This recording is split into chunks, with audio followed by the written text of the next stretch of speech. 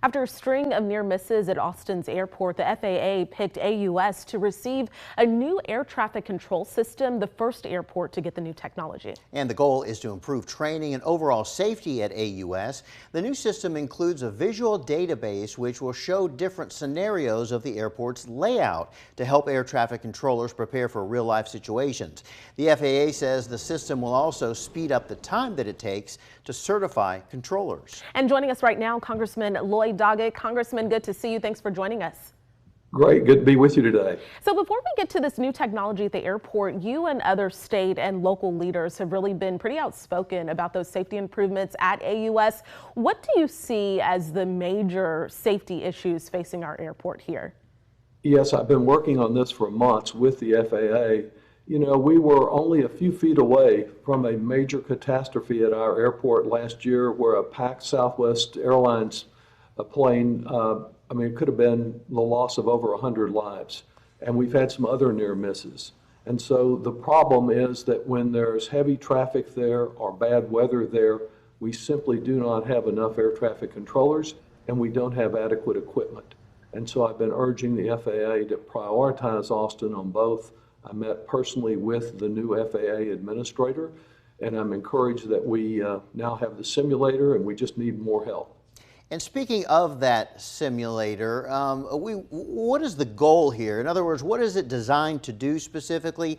And we talked about scenarios at the airport. What scenarios is it able to recreate for that? Well, planes landing on different runways there and different weather conditions and different levels of traffic, I think, are among the several.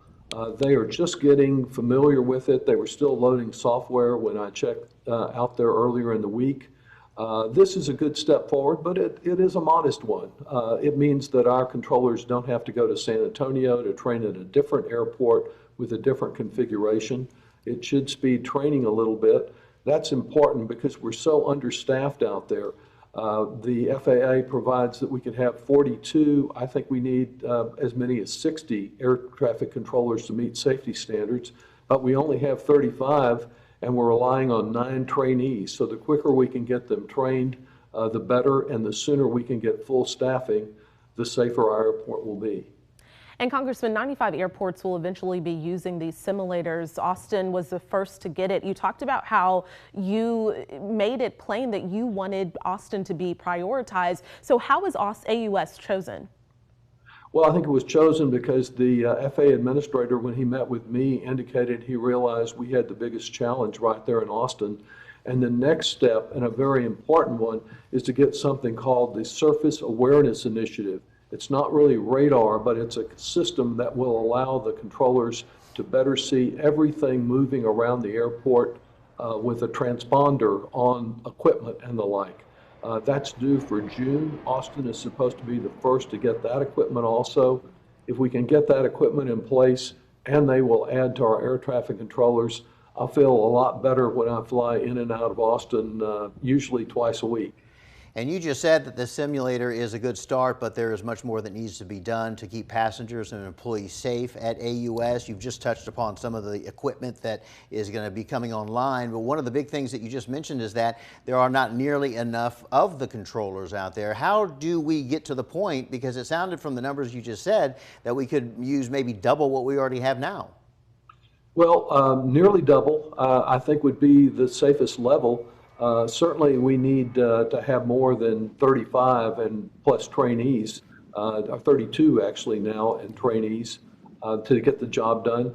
There are a couple of things. We face a nationwide shortage of air traffic controllers, so we're competing with other airports. And I've urged the FAA to upgrade the status of our airport to a higher level, recognizing it as the major airport that it has become. If that happens, we probably would get more pay for our controllers. Controllers who we're competing with know what Austin housing prices are these days, so it's not quite as appealing as it once was to work in the Austin area, given the high costs there.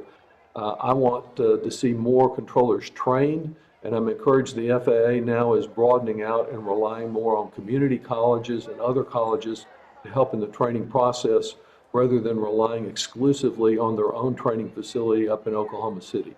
Okay, Congressman Lloyd Doggett, thank you for taking time out of your busy schedule to be with us this afternoon. Thank you so much, Jennifer.